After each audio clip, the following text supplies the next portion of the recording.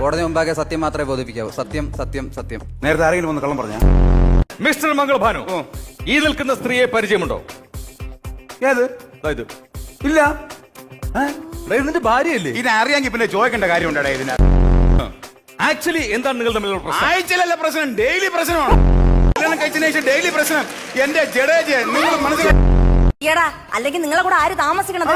Judge സാറേ, എനിക്ക് ഒരു നിമിഷം പോലും ഇയാളെ കൂടെ താമസിക്കണ്ട. എനിക്ക് എത്രയും പെട്ടെന്ന് റിവേഴ്സ് വേണം. കേട്ടാ, വിവാഹ മോചനത്തിന് പറഞ്ഞതാണ് റിവേഴ്സ്. ഇതാണ് വിദ്യാഭ്യാസമില്ല, വിവരമില്ല. എനിക്ക് ഇതിന്റെ കൂടെ മുന്നോട്ട് പോകാൻ പറ്റില്ല. പുതിയ കാലഘട്ടം, ന്യൂ ജനറേഷൻ. ഞാൻ എങ്ങനെ പുറത്തിറങ്ങി നടക്കും? അതുകൊണ്ട് ഇവളുമായിട്ടുള്ള ബന്ധം എനിക്ക് വേണ്ട.